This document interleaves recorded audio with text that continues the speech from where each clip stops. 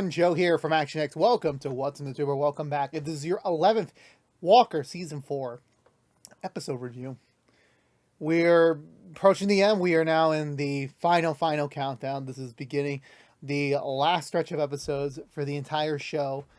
Last week we wrapped up the necklace storyline. Now we're full in on wrapping up the Jackal storyline. And this episode was a bit confusing for me because I'm a very you gotta hold my hand really, so you're doing this metaphysical commentary in an interesting way. I'll give it that. This was a very interesting way of actually presenting Cordell with kind of what his flaws were this season, and in a way his entire flaws throughout the entire show. And again, I was very hopeful the writers knew kind of going into this season that this was going to be the last one, that at least in a sense their titular character kind of faces his own errors, since since the very first episode, since that kick off the entire story of the show. And now we're here with this episode, which honestly feels like I think is going to be the closest ever to the happy ending that I think Walker in a way kind of wanted, and it kind of teased us a little bit. Just the dynamics were I feel like that's the one great thing about the show, where it gives you the false promise of how the relationships are, and then they kind of take it away from it or evolve into a new area. And then now that we've had 4 seasons of constantly evolving, constantly changing, getting glimpses of what things were and things might be, and then you come to this episode where damn, I would have totally gotten a Walker sitcom type of thing. I would have enjoyed it, just how much these characters are so well developed and so uniquely different from each other. They all have their own traits and everything, and it still manages to work well in the larger narrative of this storyline. I do believe now that we're approaching the final episodes, I will say there is some things that I will say that are not quite going to land where it would be. I think just, again, whether or not the writers had kind of wanted to do something different or anything else. I'll talk more about that when we get to the season 4 review in a few weeks. But judging by just how things are kind of leaning towards, I don't quite think we're going to get to certain areas that I was quite hoping for when it comes to the overall villain side of things, considering the fact that it's been largely just a name and an entity, than rather really delving into it, such as our previous antagonists were. But with that all that being said, let's go for the butcher recap and talk about this very inverse episode of Walker. So we begin right where the last episode left off, where Walker looks up, he sees Emily. At the last episode, we don't see Emily, but this week we do see Jen Padalecki returning to reprise her role as Emily, presumably for the last time of the show, because whatever concoction the Jackal ripped up for Walker, he is now in this subconscious place where Emily is still alive. It's August's graduation day. It's a big day, and Walker. And I like the way the writers, not the writers, the editors formatted this, where it's kind of blurry, it's kind of staticky, I think the recent most compares is WandaVision to an extent, where reality kind of gets distorted.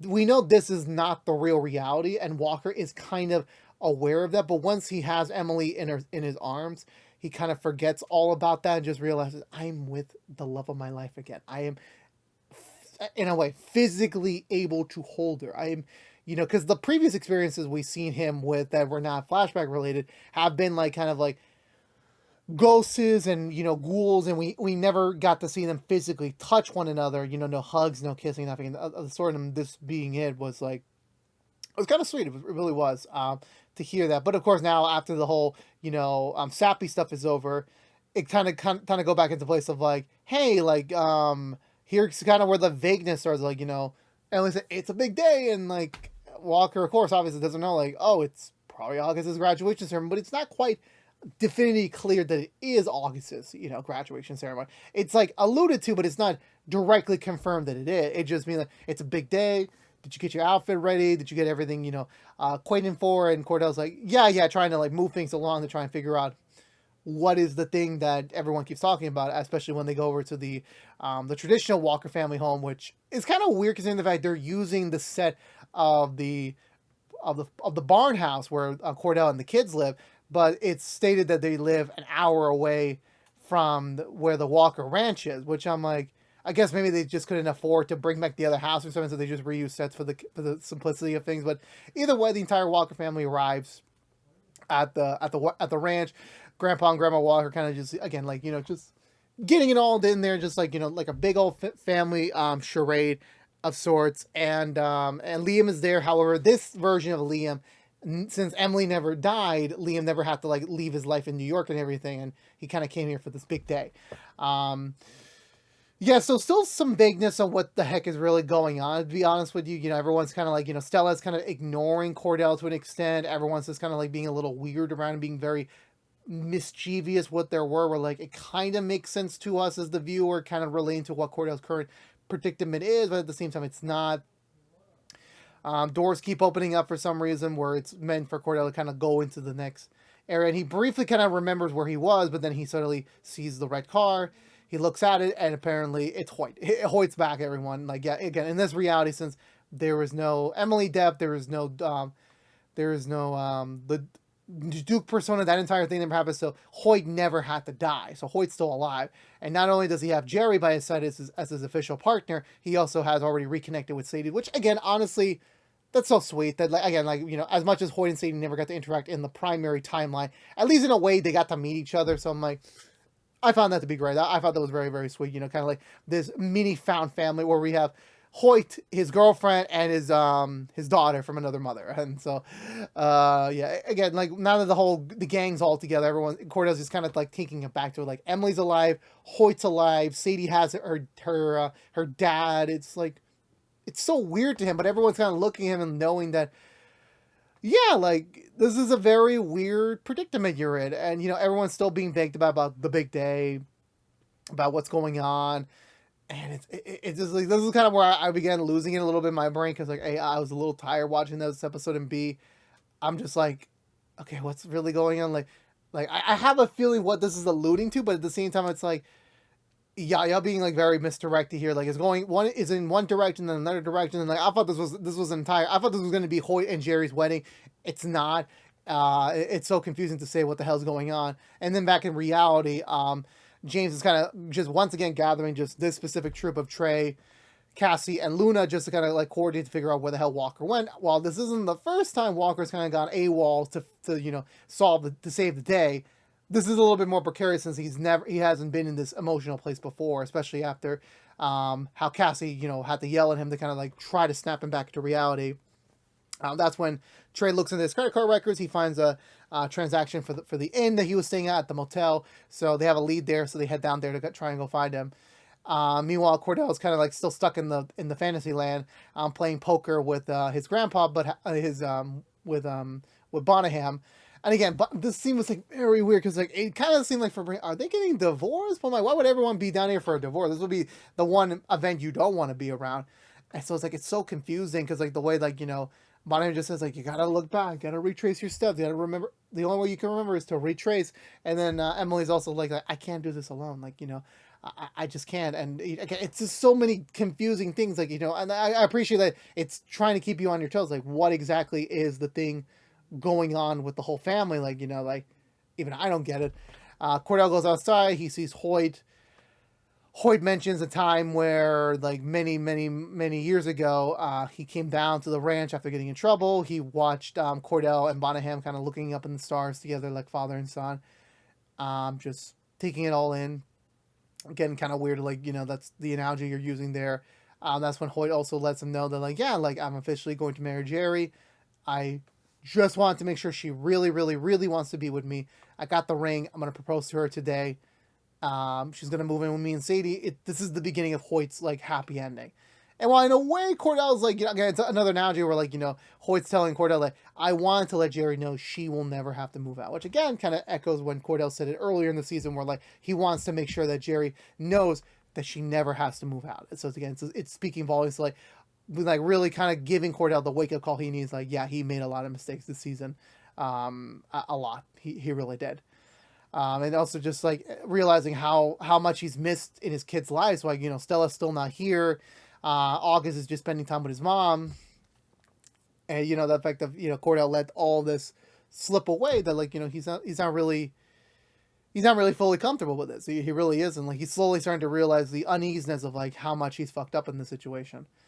Then we get over to, I want to say we get over to back to reality. All the Rangers are hitting up the inn. Obviously, Cordell's not there. No signs of struggles. Like literally everything is there. And then yeah, that's when like James realizes how very deep, far gone that Cordell was, and he's trying to blame himself. But Lena's like, no, we all noticed it, we all tried, and we failed, and now we just gotta make sure we get him back. That's all we care about it. But everyone's just looking in, trying to figure out who can it be, trying to like pick up the clues that Cordell left behind. Cassie goes to the to the owner to get the video footage, see if they can find anything. The only thing suspicious is that there's a laundry truck that was parked in front of Cordell's room. However, that laundry truck was only supposed to show up on Mondays, not Tuesdays. So, again, this creates a bit of a snafu, like what really is going on here? Well, what really is the case here? So from that point onward, we get back to the fantasy reality where Cordell and the family show up at the ranger station for some reason. Again, they're just like using sets here instead of like the actual sets. And again, it's going back to the whole graduation thing that the times go by so fast. What are they gonna do for like the rest of their lives? And Emily's like, yeah, no, we're gonna have stuff to do. Don't worry about it. We're gonna have stuff to do. Um, Eventually, this is where like Stella and August kind of semi confront Cordell about the real reason why they're being distant from him is because he's been distant from them first. Like, Stella's missed having Cordell around her, being like a proper dad to her, and it's like she's tired of it. She's done. And same that August is on this special day on this big day for all of them. And of course, obviously Cordell's just confused as hell, like exactly what is this big day is. Like at this point it's the graduation. He's got to do a speech. It's that where we're kind of leaning into, but no one's really giving him still the direct answer of things. And then we transition to finally a new set where it kind of looks like a wedding venue, not gonna lie to you, just like the way the rows are leveled, the aisles are. It's like it looks like a wedding venue for some reason. And everyone's there. Well, everyone from the cast is there, looking at Cordell, just like watching him as everyone as he slowly walks up to the front.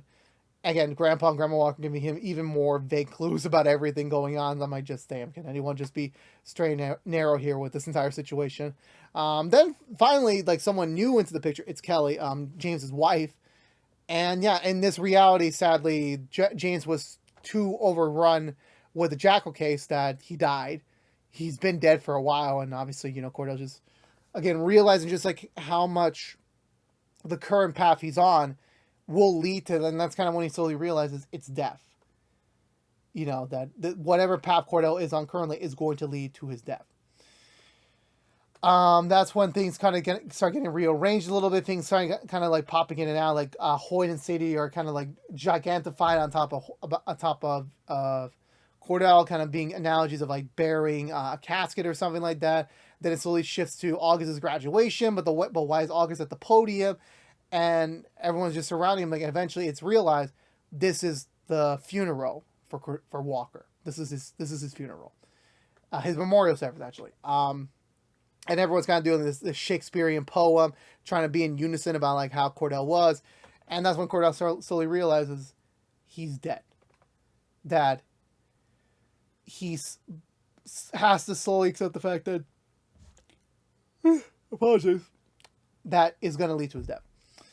And Hoyt just tells him, like, just like, yeah, imagine, we're not with Hoyt yet. We're with we go back and forth between Emily and Hoyt, where Emily is just mostly telling him, like, the reason why he's been fearful of this moment in his head was the big quiet. Like, like, obviously he's been scared, like, the empty nest syndrome when August leaves, also with Stella, like, is like whatever parent does when their last kid, like, kind of graduates and kind of has the decision to go off into their life, or like, things are going to kind of get quiet around here because, like, you've always been busy when you had your kid around, and now when your kid leaves, what is the next thing to do?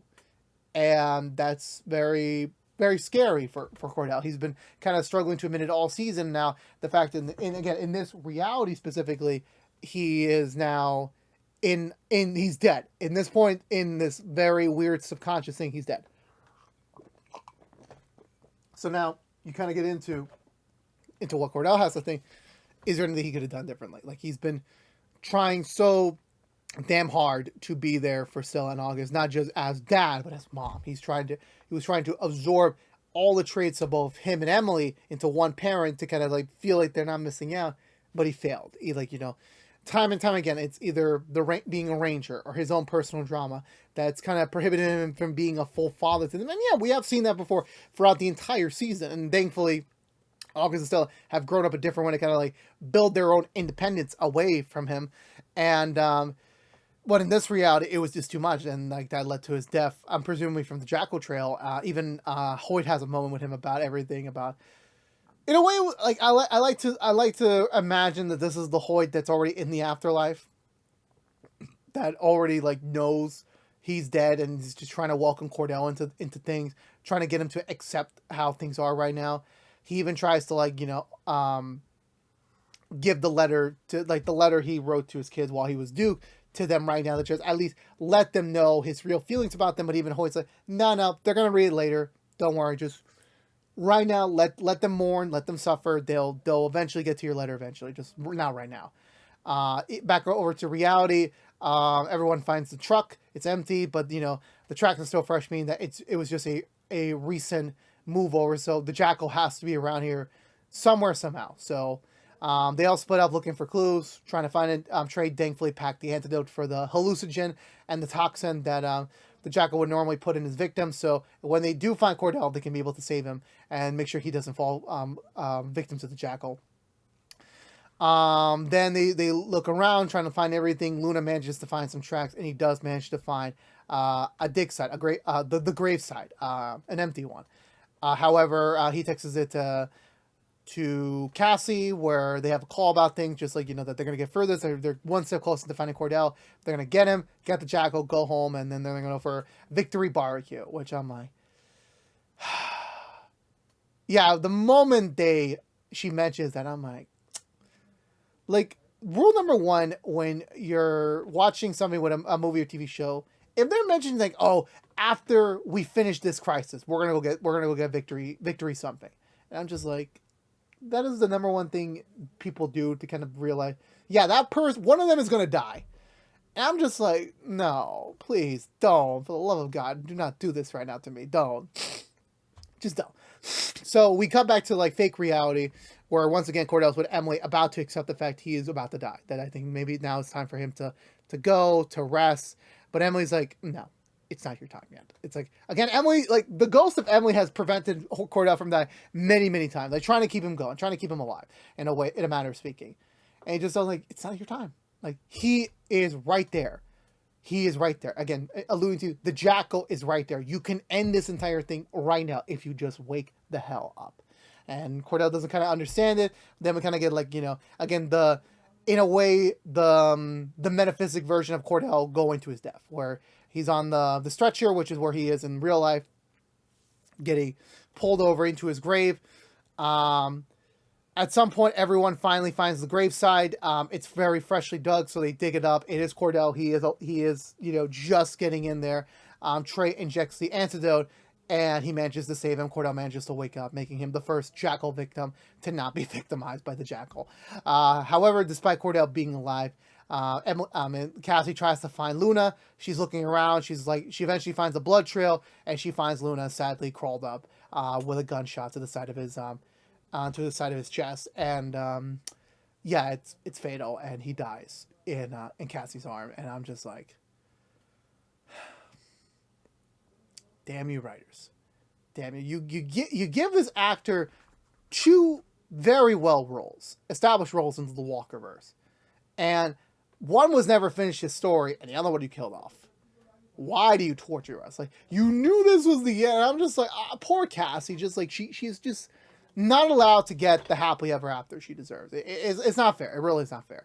But that was it for this week's episode of Walker.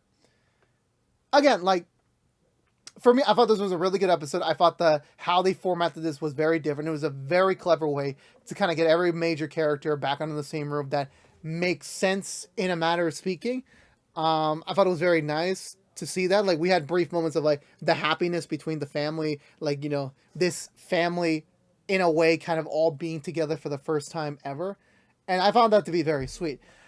Just again, like I'm a very dumb guy. I need like someone to hold my hand, really explain like the wording, the sentencing, and everything again. But I understand that this was all in a way for Cordell. Like, eventually realized that every action he's been through, especially this season, has led to his death. That he has ignored everyone. He has basically pushed everyone aside, and the path he's currently on is going to lead to his death. And yeah, it's a very meta commentary about just him and his entire storyline so far in the entire show. That just how all of his current actions had led him to this moment, and that how much of his how much he would affect people, similar to how when Emily died, just how much that affected people, and just him realizing finally after all this time, all the mistakes he made the wrong choices. He did not think of his family first, putting work first, which again, he's kind of had to learn almost every season how much, he prioritizes work over his kids. And just the way they finally addressed that was like, really, in a way, gut punching in a certain way of things. I think them killing off Luna, I'm not the biggest fan of, but again, they got to raise the stakes somehow. It's very easy to kill off a new character than an old character. So I understand them. I'm just like, damn, damn. My only gripe going into these last two episodes is that we will not get a proper development for the Jackal. Like the Jackal, we kind of have his personality nailed down from the serial killer angle, but like really getting into him is not probably gonna be off the table as we approach the last two episodes of the season. I'm hopeful we get something next week, but like I don't know, man. I really don't know. Like, that's I understand they were trying to do things differently this season. It's kind of hard to make a serial killer like a antagonistic recurring big bad in a way. It's kind of hard. Like the last ones were like kind of like more organized, more forceful in threat and the quantity of their size. That this one it is a bit different, which again I'll give them credit for trying to do something differently. It's just that like it's swimmered through so much that like how much are they going to be able to cram in the last two episodes while making it feel like a proper end to the show? I don't know really. I think there's just so much they have to do, and again, this is the one problem when like you're landing a ship after all this time. Walker is landing its ship. How is it going to do that? Are they going to be able to not only wrap up season 4 but also the whole show? I don't know really. I really don't know. There's a lot of question marks to be had here and a lot of answers to be had. But for now, we just left off here. But for now, I'm going to give this episode 1, 3, 4 thumbs up. I enjoyed it a lot. Just the metaphysical stuff wasn't really my thing. Them killing off Luna just wasn't my full jam. But I do understand the emotional impact it's supposed to leave on the characters going into the last two episodes. But let me know in the comments below what you think of this week's episode of Walker. I would love to hear your comments down below. As always, I'd love to have a conversation with you about it. But I believe that's going to do it for me today, everyone. So I don't know whether it's been What's the Two from ActionX, reviewing every episode in the final season of Walker. If you want to know what we're doing normally on What's the Two besides all Walker episode reviews, this is all we're doing. Next week, we will be back with another brand new episode review for you to enjoy, to watch. And then that will be the penultimate episode review. And then the week after that will be the series finale review. And then in the first week of July, you will get the season 4 review, non-spoiler edition for anyone who has yet to check it out, the whole season. So yeah, we are coming to a close in a couple weeks from now. Walker will be over. It will be a closed book on this show in the history of television and in a way Jared Padalecki's time on the CW. It's kind of weird to imagine that, but it is sadly the way it is. But again, we still have a couple more weeks to enjoy, so let's try to go on a high note as we wrap it all up for the Walker family. But again, thank you so much for watching. Please subscribe if you haven't yet, like, favorite, share if you want to, ring that bell and follow us on social media. But until we see each other again, thank you so much for watching. Please stay safe out there, be good to each other, and as always, peace out.